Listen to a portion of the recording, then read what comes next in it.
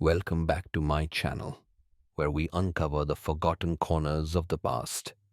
Today, I'm taking you into a story about the maid who served revenge and fed them their own daughter that you might have never heard before. A mystery buried in the dust of time. A truth that will send shivers down your spine. But before we embark on this journey, take a moment to let me know where are you listening to this story from that helps me understand how far these secrets have traveled. And if this story truly captivates you, if it makes you ponder, don't hesitate to give me a like and subscribe to the channel to keep me going. Together, we'll explore the darkest pages of history, and you won't want to miss a thing. There are certain places on this earth that have become saturated with memory. They are not merely brick and mortar, but living repositories of secrets, their foundations soaked in the echoes of deeds that time refuses to forget. The Holloway estate, standing skeletal against the South Carolina sky, is one such place. It does not sleep. Even now, decades after its last inhabitant drew a final ragged breath, the house remains awake, caught in a loop of a story that has curdled into a local legend, a cautionary tale whispered by parents to frighten their children from straying too far after dusk. Do with the passer-by. It is a ruin, a carcass of southern grandeur being slowly devoured by kudzu and the humid passage of years. But those who live in its shadow know better. They speak of a presence that haunts the property. A strange and unsettling perfume that drifts from the blackened, gaping windows on still nights. It is not the scent of rot or decay, but something far more disturbing, the phantom aroma of a rich simmering stew. A feast being prepared in a kitchen that has long since gone cold. Local folklore warns that if you are unfortunate enough to be near the crumbling gate when the fog rolls in from the marsh, you might see her. A lone figure in the upstairs parlor window, still dressed in a maid's uniform. Her posture poised, her head slightly tilted. She stands motionless, a dark silhouette against the moonlight, humming a soft, haunting lullaby that seems to emanate not from a human throat, but from the very woodwork of the house itself. This is the ghost of the Holloway estate, a spirit, they say, bound not by a sudden, violent death, but by a purpose left unfinished, a meal that is forever cooking.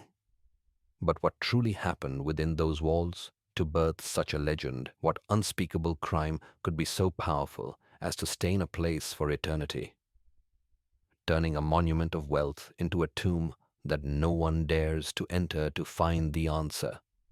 We must peel back the layers of time, past the whispers and the warnings, and return to an era when the house was not a ruin, but a kingdom built on a lie. The year is 1932. The Holloway estate stands not as a spectre, but as a defiant monument to the Old South. Its towering white columns and sprawling verandas gleaming beneath an unforgiving Charleston sun. It is a house built on the backs of people who had no names, whose sweat and blood had been absorbed into its very foundations. A silent testament to a lineage of cotton barons and slaveholders who had clawed their way to prominence on stolen lives.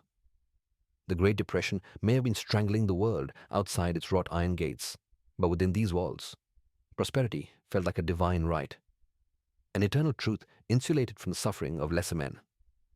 The Holloway's Mr. Holloway, with his booming voice and casual cruelty, Mrs. Holloway, with her thin lips and acid tongue, moved through its halls with the unshakable arrogance of those who have never been told no. To them, the house was their rightful inheritance, proof of a superior bloodline. But this grand stage of Southern aristocracy was built upon a rotten foundation. both literally and figuratively. The wealth that dripped from the crystal chandeliers and polished the silver to a mirror shine was born from an original sin that the family never bothered to wash away. When the chains of slavery were legally broken, the Holloways did not weep for their lost property. They simply adapted, where there had been owners and slaves. There were now employers and maids. The whips were lost, but the cruelty was kept, refined into a more subtle psychological venom. The social order of Charleston, a rigid hierarchy of race and class, protected them. It ensured that the suffering that sustained their lifestyle remained invisible, contained within the servants' quarters, muffled by the thick mahogany doors. The decay of the Holloway estate, therefore, did not begin with a ghost or a crime. It was always there, woven into the fabric of its damask curtains and lurking in the shadows of its grand ballroom. The house was a predator, beautiful and serene on the outside, but sustained by a darkness it had inherited from its creators. And within this grand theater of oppression, a silent witness was watching. Clarice. To the Holloways, she was an object, a pair of hands to scrub their floors, a shadow to serve their tea. Her presence was acknowledged only when there was dirt to be cleaned or blame to be placed. They never wondered what she thought as she moved through the halls with a practiced, ghost-like quiet. Her face, a placid mask of subservience. They could not imagine that behind her calm, downcast eyes, she was a living library, a historian carrying the unwritten chronicle of a family's pain. Her great-grandmother, Molly, had been born on this land, not as a human being, but as property. Her grandmother, Esther, had told Clarice the stories with a straight back and dry eyes, insisting the weight of them be carried, not wept over. Clarice carried them all. Her special ability, the one the Holloways could never perceive, was her silence. It was not the silence of submission, but the silence of observation. It was armor. Her smile, which she offered so freely, was not a gesture of warmth, but a blade she kept meticulously sharpened. There was an unnatural stillness to her, a profound self-control that was the first, true, unusual sign in the house. The perfect, crisp corners she folded into the linens were not just the mark of a good maid. They were evidence of a mind capable of immense precision and patience, while the Holloways were loud, chaotic, and driven by impulsive cruelties. Clarice was the opposite, quiet, methodical, and fueled by a purpose that ran deeper than they could ever comprehend. She had learned this art from her mother, who, while teaching her to polish the brass fixtures, would whisper the lesson that would become the core of Clarice's existence. They don't see us, baby, but we see them. Every lie they tell, every cruelty, we see. That lesson transformed Clarice's invisibility from a curse into a weapon, from her vantage point in the shadows. She became the house's true keeper of secrets. She saw the rot behind the Holloway's polite facades. She heard the venom in their whispered conversations, and she felt the weight of her ancestors' suffering in the very floorboards beneath her feet. She endured it all, absorbing every slight, every slur, every demeaning glance, and filed it away in the vast, silent library of her memory.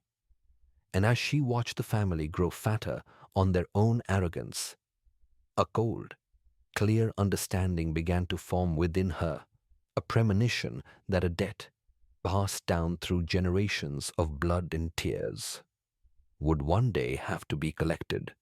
That collection would not be initiated by a grand decree of fate, but by the casual, thoughtless cruelty of the family's heir, a young woman who wielded her privilege like a sharpened blade.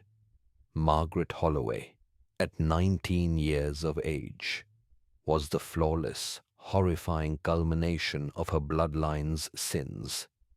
She moved through the world with the grace of a porcelain doll and possessed a beauty so refined it seemed almost artificial, a perfect mask for the profound and venomous boredom that corroded her soul. For Margaret, life was a stage, and her power was measured by her ability to inflict discomfort upon those she deemed beneath her. And no one was more beneath her than Clarice. To her, Clarice was not a human being with thoughts and a history.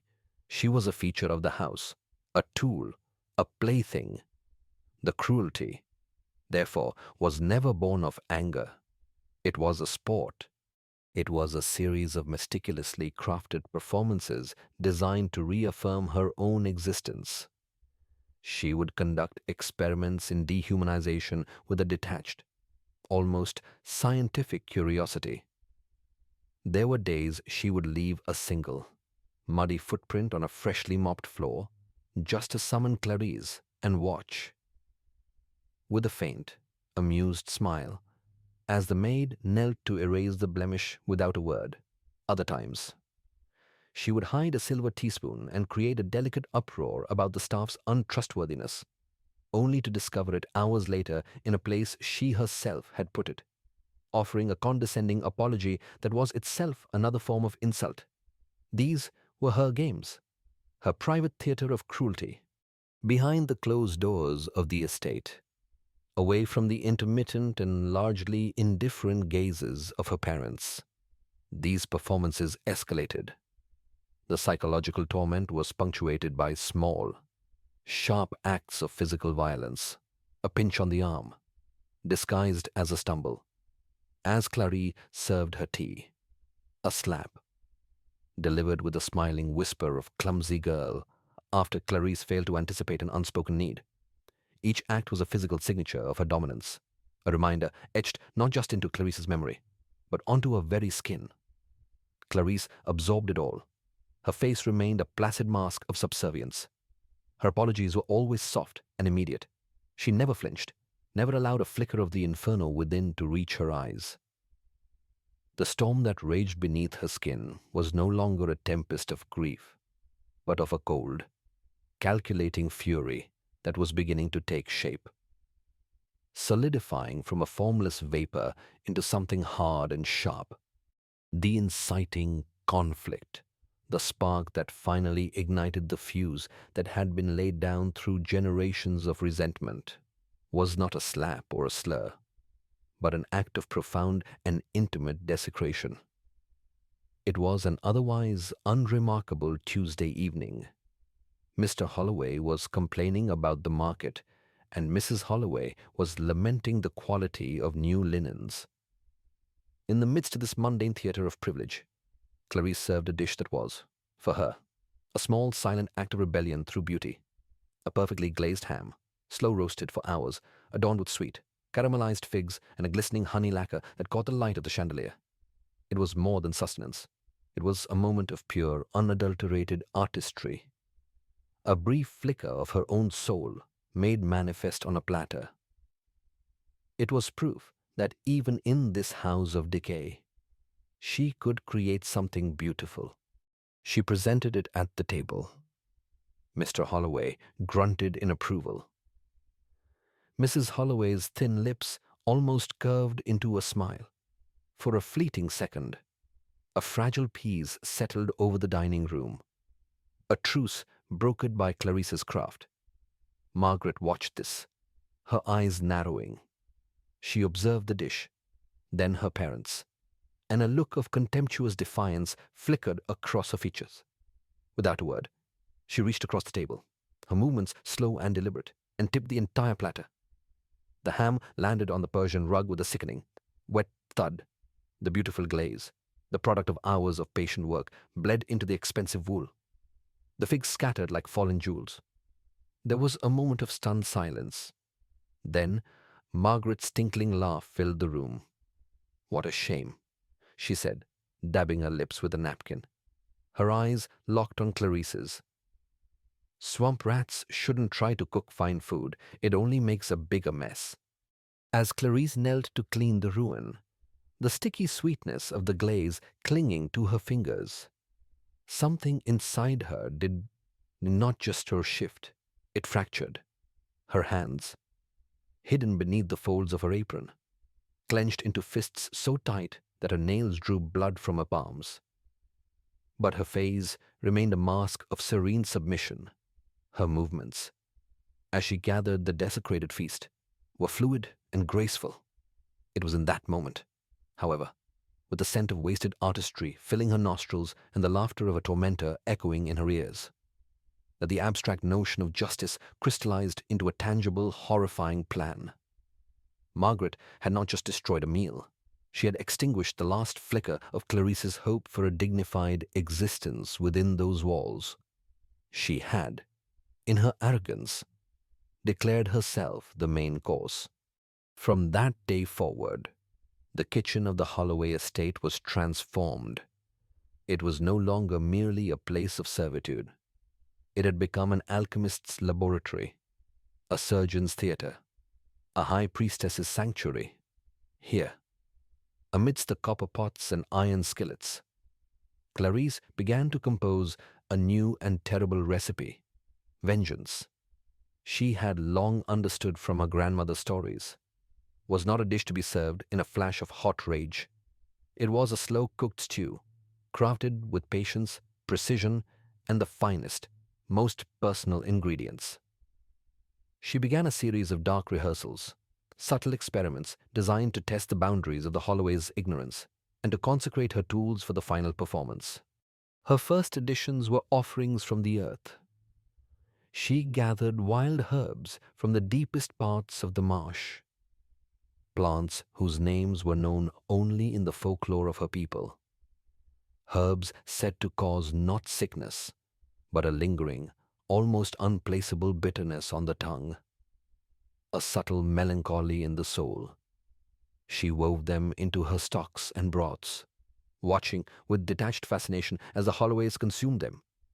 They noticed nothing, and their palates too dulled by years of excess to register anything but the gross flavors of fat and salt.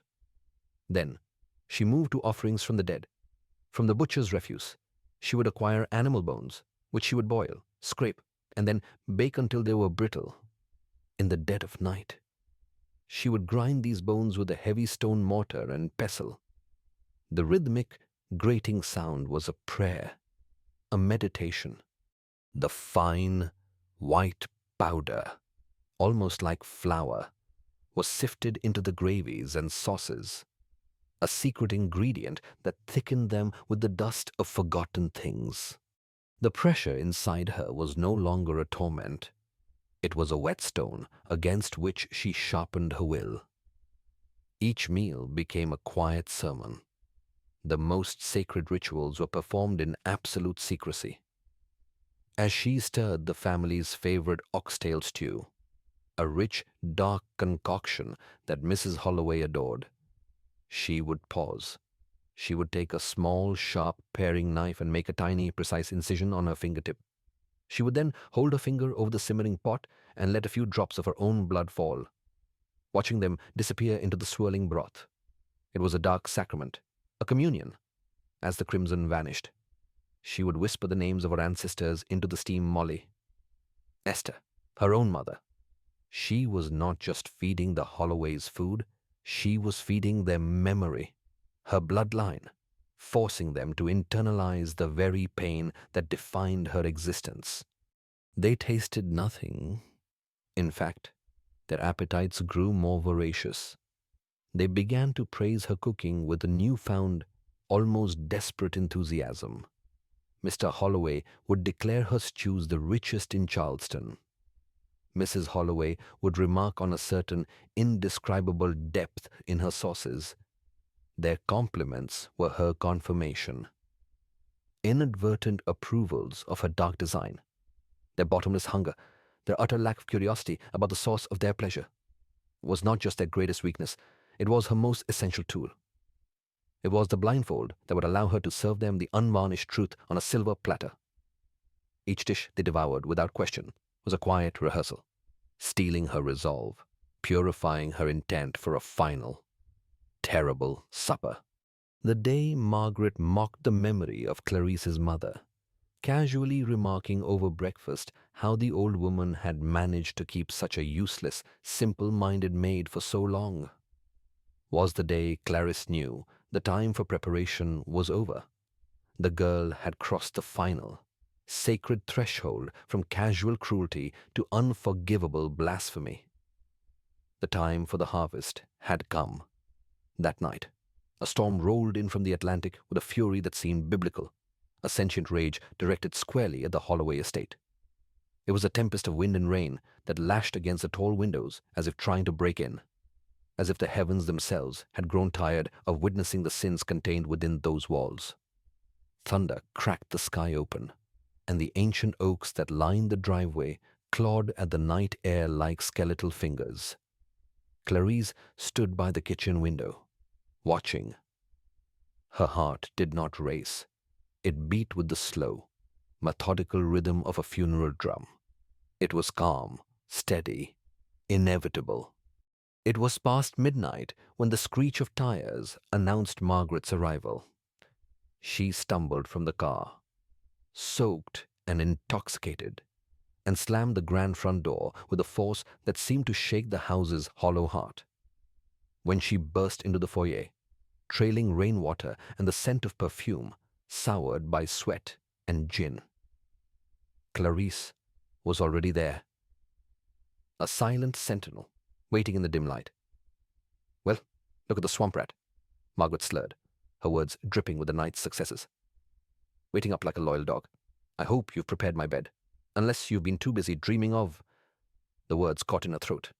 Clarice's hand had moved with a swift, practiced grace that defied her years of subservience, closing around Margaret's throat with a grip that held the compressed, unyielding strength of generations of silent, heavy labor.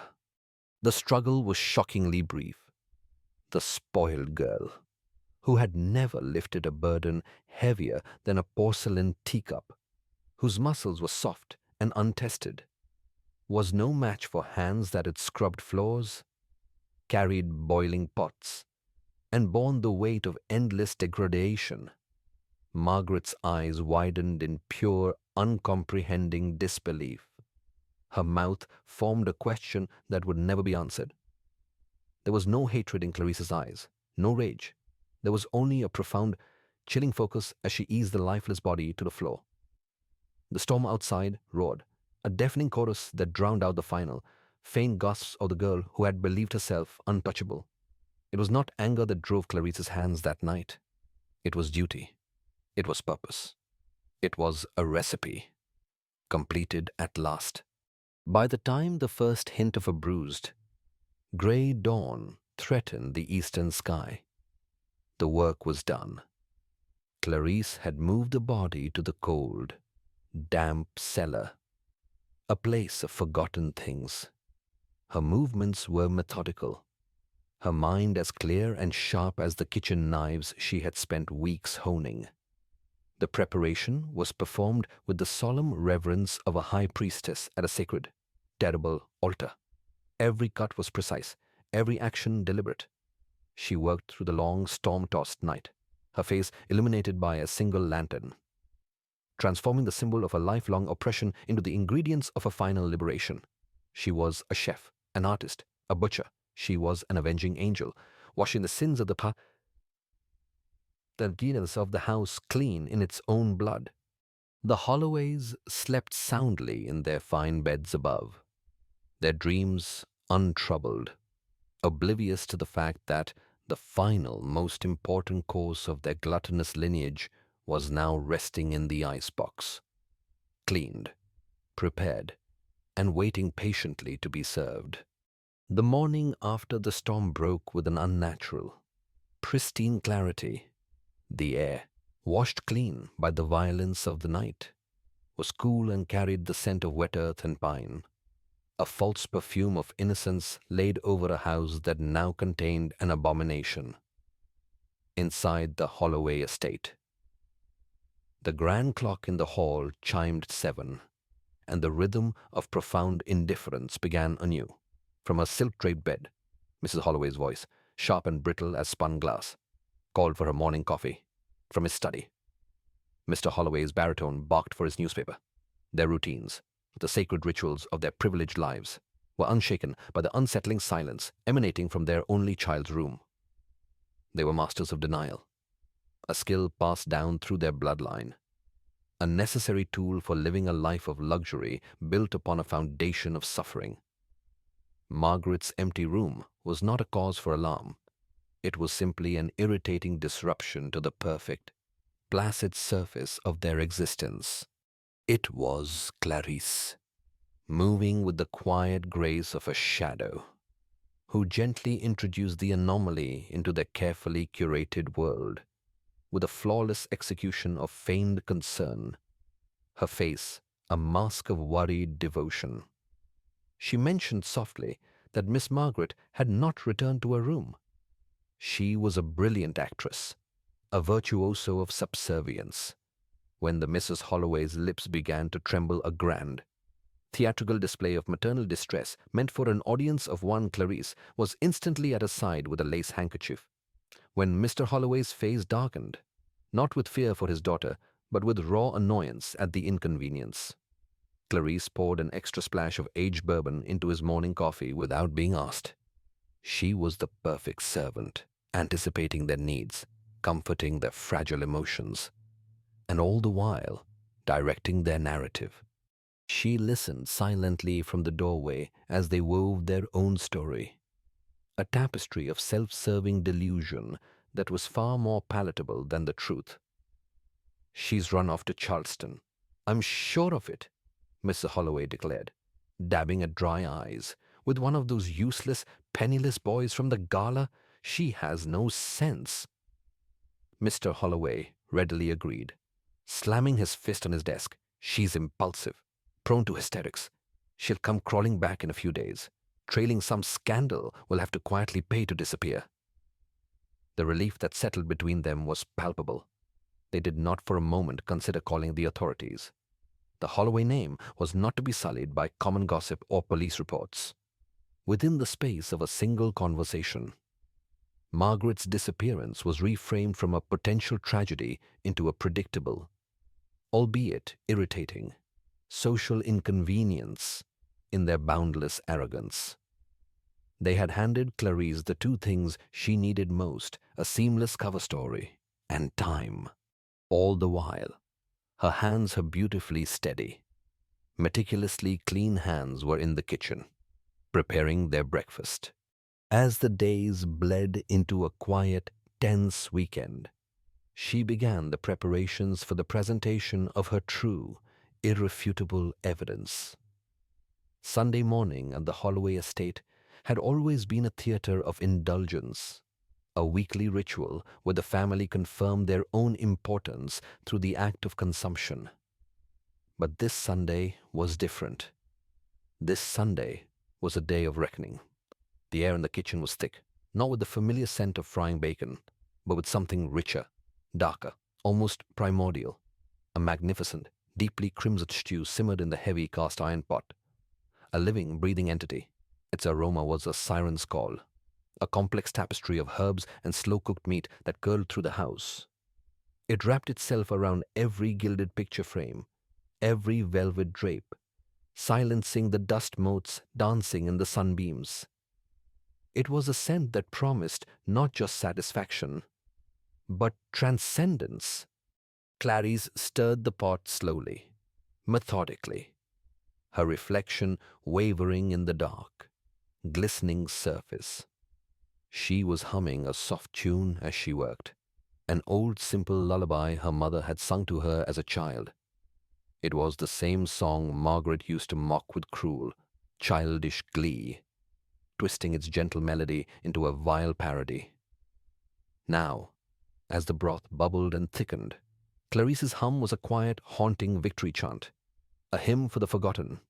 The meat, which she had slow-cooked through the night until it surrendered its very structure, floated lazily beneath the surface, impossibly tender and pink, releasing a scent so intoxicating that the walls themselves seemed to sigh with a strange, new contentment. The Holloways were impatient that morning, hungrier than they could ever remember being. An animal edge of desperation sharpened their voices as they snapped at Clarice while she laid the table with the good silver. When she finally entered the dining room, bearing the heavy tureen like a sacred offering, the room seemed to fall utterly silent. The deep, rich aroma silenced their petty complaints, captivating them, holding them hostage. Mrs. Holloway leaned forward, her nostrils flaring as she inhaled deeply, her sharp, severe features momentarily softened by a genuine, almost childlike anticipation. "Clarice," she said, her voice an uncharacteristic whisper, This smells divine." Mr. Holloway, a man less inclined to poetry, merely grunted, a low, guttural sound of approval, and gestured forcefully for his serving. Clarice obliged, her movements fluid, steeped in a reverence that bordered on the religious. She ladled the thick, glistening stew into their porcelain bowls. The rich, dark broth cascaded over the impossibly tender meat. This wasn't food. This was a verdict. The first spoonful delivered the evidence directly to their senses. It was immediate, visceral, and overwhelming. Mr. Holloway, a man who had feasted in the finest restaurants in Charleston and beyond, took his first taste, and his eyes, which were usually cold and hard as river stones, closed slowly. A rare, guttural sigh of pure, unadulterated ecstasy escaped his lips as he savored the richness that coated his tongue. Across the table, Mr. Washabe Holloway, a woman who doled out praise as if it were currency, uttered a soft, involuntary moan. She dabbed the corners of her mouth with her napkin, as if embarrassed by the sheer force of her own delight. They devoured it, spoon after greedy, desperate, rhythmic spoon, the meat, the likes of which they had never conceived, melted on their tongues. It had a profound tenderness that no market in Charleston could ever supply. It was succulent, with a subtle, haunting sweetness and an underlying depth of flavor that was both intimately familiar and utterly, terrifyingly alien. They were consuming a masterpiece, and in their hedonistic bliss, they were utterly, irrevocably blind. "Clarice," Mrs. Holloway said between mouthfuls, her voice thick with the pleasure that bordered on the obscene, "I do believe you have finally learned how to cook for proper people." Clarice stood by the sideboard, her hands folded neatly over her starched white apron, her face the perfect picture of subservient pride.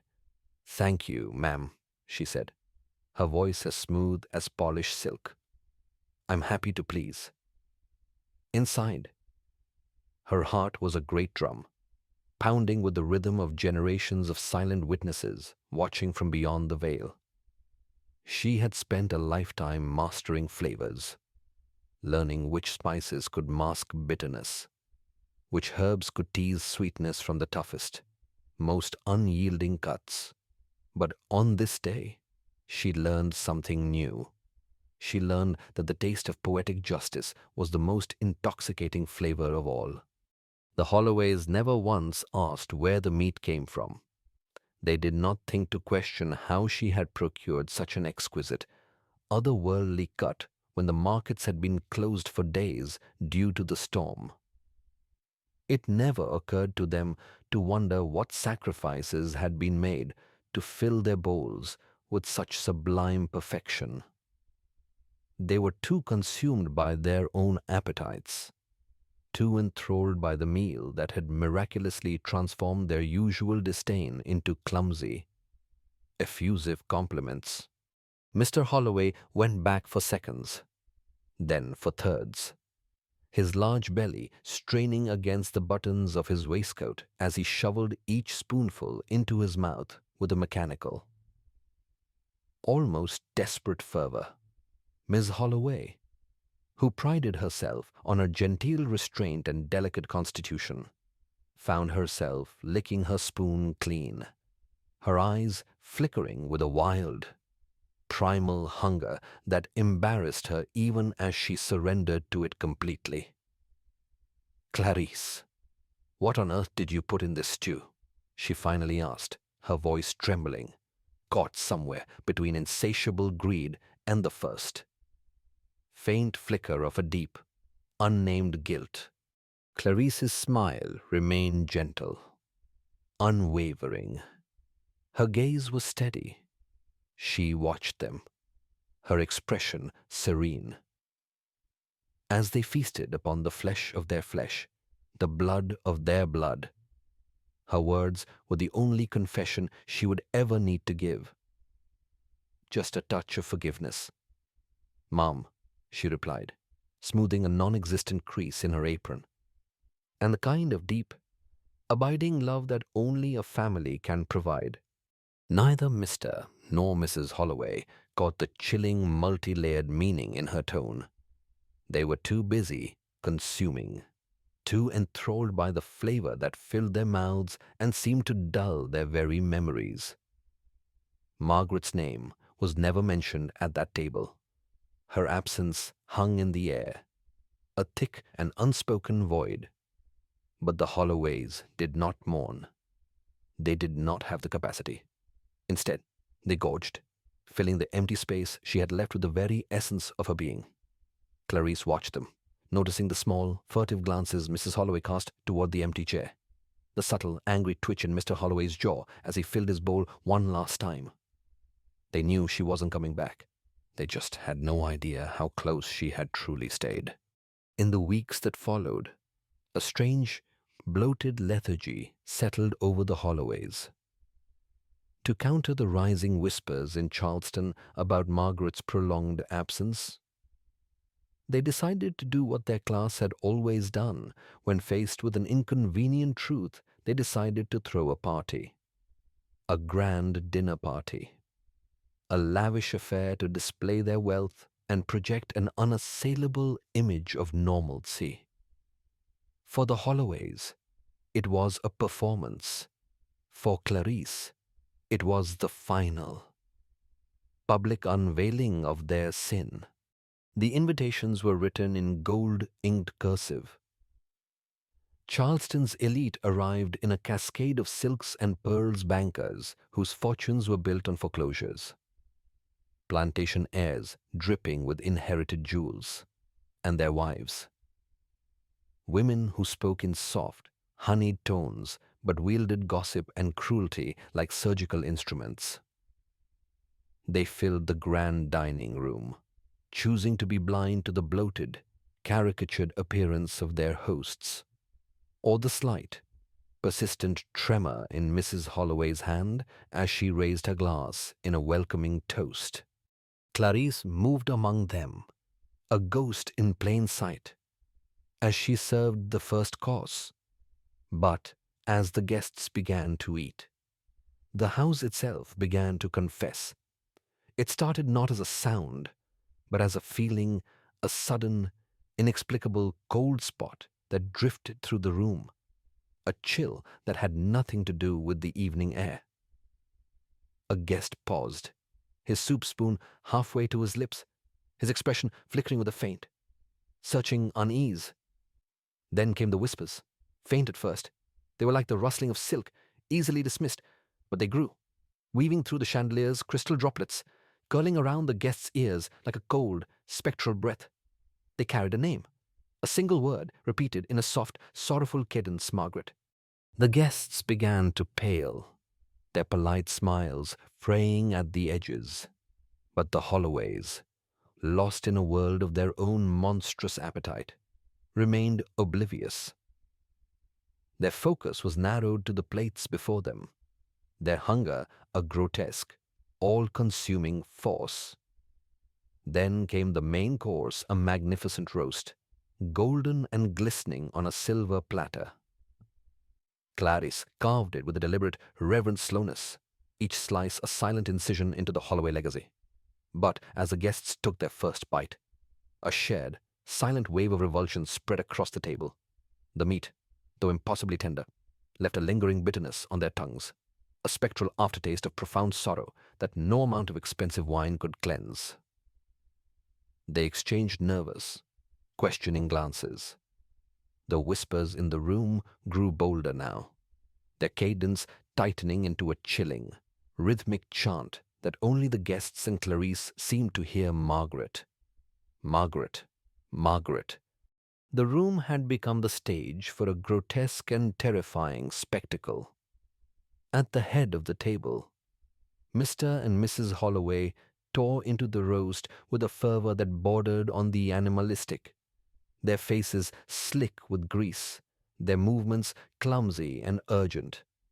They were deaf to the whispers, blind to the growing, collective pallor of their guests. They were consuming themselves in public, their private, rotting monstrosity now laid bare for all to see.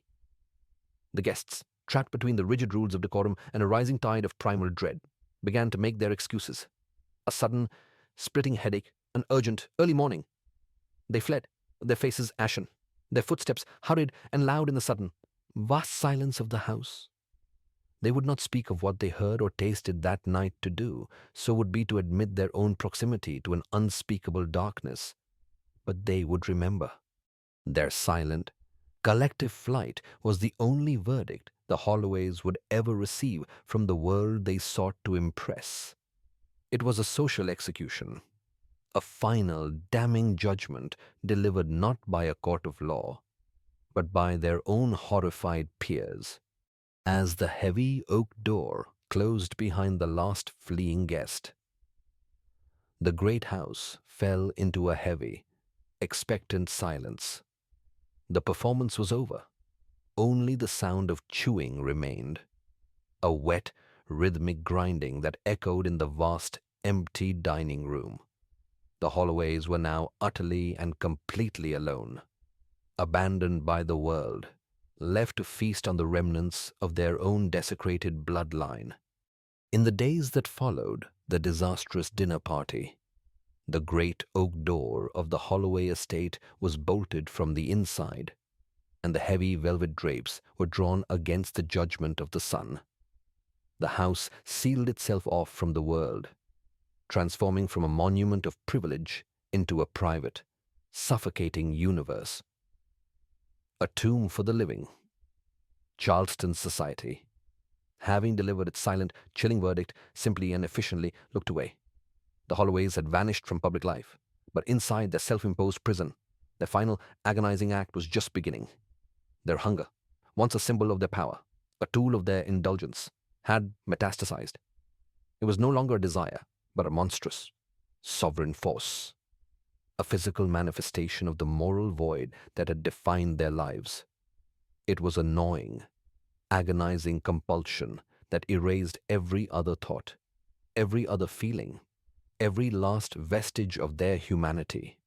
They lived only from one meal to the next, shackled to the dining table, trapped in a grotesque and inescapable cycle of self-consumption. The house itself, as if sensing the rot within its masters, began to decay with an astonishing sympathetic speed. The air grew thick and heavy, saturated not just with the greasy, cloying scent of constantly roasting flesh, but with a deeper, more acidic smell of desperation and encroaching madness. A fine grey shroud of dust settled over the polished silverware and crystal glasses, undisturbed by any hand, intricate.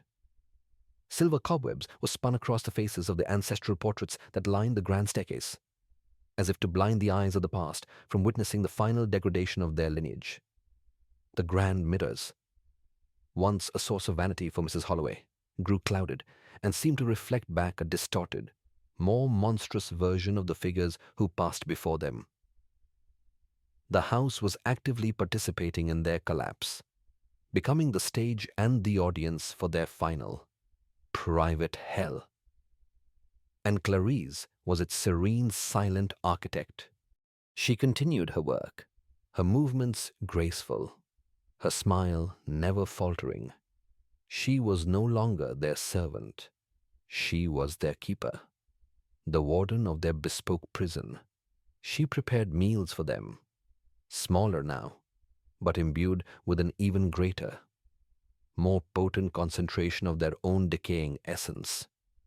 She would collect the stray, silvered hairs from Mrs. Holloway's brush, the yellowed, brittle fingernail clippings left behind on a vanity, the flakes of dry skin from their unwashed bed linens. She would grind them all into a fine, pale powder with a stone mortar and pestle, stirring this dust of their own mortality into the gravies and broths that had become their sole reason for existence. Each meal was a quiet, deliberate theft, a delicate, ritualistic erasure of their physical selves, fed back to them in the form of the dishes they now worshipped with a terrifying, religious fervor. The collapse, when it finally came, was absolute. Mr. Holloway, once a man of booming authority and rigid, imposing posture, had devolved into a swollen, wheezing creature, a prisoner in his own engorged body. His mind, eroded by his singular, monstrous focus, had regressed to a state of primal, animalistic need. Historical accounts, pieced together later from the grim and horrifying discovery at the estate, suggest that, in his final hours, his sanity shattered completely. He was found slumped in his great, carved dining chair at the head of the table, his fine suet stained and torn. His mouth was grotesquely stuffed with raw, bloody meat and uncooked vegetables, torn from the pantry shelves with his own hands in a final, frenzied act of consumption. His bloated, stiff fingers were still clenched around the gnawed-at remains of a spoiled roast, his glazed, unseeing eyes staring blankly into a space where no salvation remained. The once proud patriarch of a lineage that had feasted upon the lives and labor of others had, in the end, literally and metaphorically consumed himself to death. He had become a monument to his own appetite. Mrs. Holloway's fate was a quieter, more spectral, and perhaps even more terrifying horror. Her end was not a sudden, violent event, but a slow, whispering dissolution of self. As her husband descended into raw animalism, she descended into a profound and bottomless madness. Her mind, unable to process the unspoken, indigestible truth that was now physically a part of her very cells, simply fractured into 1,000 glittering shards. Town folklore, which often holds more emotional truth than any official record, speaks of her final, ghostly days. She was said to have wandered the darkened, decaying halls, a skeletal, wraith-like figure in a ruined silk gown, her hair a wild, white tangle. She would whisper to the portraits on the walls, hold long, one-sided conversations with the empty chairs in the dining room, often setting a place for a daughter who would never return. Her sobs, thin and reedy as the wind through a keyhole, became a part of the house's nightly symphony of creaks and groans. No one knows the exact moment she ceased to be a physical entity. Some whisper that she finally vanished into the damp, dark cellar from which the final feast had emerged, that her wails of grief and guilt can still be heard echoing up through the floorboards on the coldest of nights. Others, and this is the story that chills the local imagination the most, believe she simply faded away, becoming one with the rot and the shadows of the house itself. They say her sorrow was so great it was absorbed by the very woodwork. Her tormented face, now flickering for a moment in the corners of the dusty, clouded mirrors, her final sigh of despair living on in the drafts that whisper through the empty rooms. The official records from Charleston County are, as always, clinical and brief. They state that the Holloway line, once one of the most powerful and feared in the state, simply ended in 1932. One patriarch, dead of apparent gluttony-induced apoplexy. One matriarch, vanished without a trace. One daughter, presumed a runaway. The estate, with no living heirs, was declared abandoned and left to the devices of God and time. But the official records do not tell the true story. A house like that, so thoroughly saturated with generations of sin and a final, terrible justice, does not simply become abandoned. It becomes a monument. It becomes a memory made manifest in wood and stone. After the bodies were removed and the great doors were boarded shut with thick, rough-hewn planks of pine, the estate was left to the mercy of the elements. But it refused to be forgotten. It was redefined.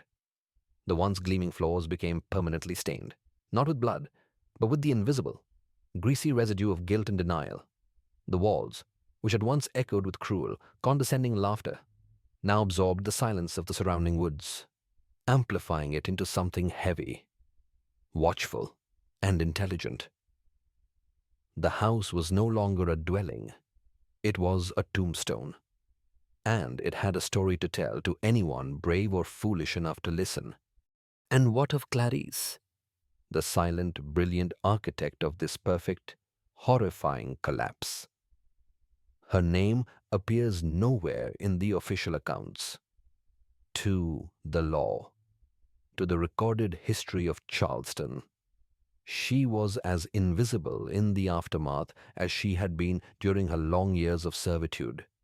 There is no record of her arrest, no testimony, no confession. In a society that barely registered her existence, her disappearance was noted with the same indifference as a misplaced teacup. She simply walked away, vanishing from the historical record as quietly and completely as she had once moved through the Holloway halls.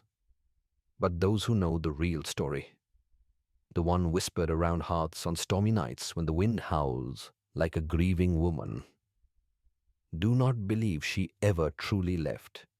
They believe her purpose was not finished, having served her terrible, righteous meal. She remained to ensure the table was never cleared. The Holloway house became a local legend, a place of grim pilgrimage for the morbidly curious and a potent symbol in the collective unconscious of the town. It became known by a new name, a name that spoke of its final, fiery truth, the house that tastes of ash. Children dared each other to touch its rusting, vine-choked gates, but none ever reached the porch steps. They said the house exhaled when you got too close. A warm, suffocating breath that carried with it the faintest, spectral echo of a young woman's name, repeated with sorrow. It was as if the house itself remembered every cruel word, every casual slap, every demeaning glance, and now played them back into the night. A twisted, eternal hymn of deaths collected and scales balanced. The haunting of the Holloway estate was not one of violent poltergeists or rattling chains. It was a subtle, pervasive, psychological haunting, a continuation and a permanent exhibition of the very story that had brought it to ruin. At night, when the fog rolled in thick and low from the marsh, wrapping the skeletal oaks in a shroud of memory, passers-by would claim to see her, a woman in a maid's uniform, standing motionless in the upstairs parlor window. Her figure was always clear, a dark, regal silhouette against the moonlight, her posture poised, her head slightly tilted, as if listening to whispers that had never ceased. Some said that on the quietest nights, when the world held its breath, you could hear her humming the soft, haunting melody of a lullaby long lost to time. The song was a gentle, sorrowful tune, yet its presence sent a profound primal shiver down the spines of those who heard it, as though the very walls of the decaying house were breathing in rhythm with her voice. And then there was the smell. The phantom scent of cooking flesh would drift through the broken shutters, curling through the night air like a memory that refused to fade. It was not a rancid stench of decay, but a rich, complex, meaty aroma, as if a great feast were eternally in preparation in a house that had no more guests left to serve. The townsfolk whispered that the house was still feeding, that Clarice's kitchen had never gone cold, and that the monstrous, insatiable hunger of the Holloways had been inherited by the very bricks and beams that had once held their laughter. She had become a part of the house, or perhaps the house had become an extension of her. Her spirit lingered, not out of rage or a need for vengeance, for that had been sated with an artist's precision, but out of a profound, unflinching purpose. She remained to ensure that the story of the Holloways would not be polished into a genteel, palatable lie for the history books, that the unvarnished, horrifying truth of their consumption would stain the estate and the town's memory forever. And so the Holloway estate stands to this day, a crumbling, kudzu-choked thesis on the nature of justice. It poses a chilling, philosophical question that hangs in the humid South Carolina air. Was Clarice a monster, or was she an instrument? Was her act a cold-blooded, unspeakable crime, or was it a form of terrible, poetic justice? A balancing of scales that the laws of men were unable, or unwilling. To address history is filled with monsters, but perhaps the greatest monsters are not those who commit a single spectacular act of violence, but those whose cruelty is a slow, steady, daily poison, administered over generations with a smile and a sense of absolute, unshakable entitlement. The ultimate sin of the Holloways was not merely their cruelty. It was their profound, arrogant belief that their actions would have no consequences, that the suffering they caused was invisible, that the people they tormented had no inner lives, no memories, no history worth recording. Their downfall was a direct and literal result of this cultivated blindness. They were devoured not by a maid, but by their own ravenous appetites, by their inability to see the humanity in the person who served them. Clarice's revenge, in its purest, most terrifying form, was an act of forced remembrance. She took the history they tried to erase, the pain of her ancestors, the blood in the soil, her own daily humiliation, and she turned it into a meal. She rendered their legacy down into a single digestible truth. She forced them to literally internalize the consequences of who they were. She fed them their history, and their history consumed them. It leaves us with a final, enduring, and deeply unsettling warning. We move through a world attended by silent witnesses, the people who pour our coffee, clean our rooms, who exist in the quiet periphery of our own grand narratives. We grow accustomed to their silence, and all too often, we mistake that silence for simplicity, for submission, for an absence of a rich, complex, and observant inner world. But we are all the protagonists of our own stories. Every life has a history, every silence has a voice, and every act of cruelty, no matter how small or casual, is recorded in a memory somewhere. The story of Clarice and the Holloways is an extreme and terrifying example, but its central lesson is a universal one. It is a reminder to never, ever underestimate the quiet, watchful presence of those we render invisible, for in the quietest corners of servitude, the most patient histories are being written, and some of those histories are recipes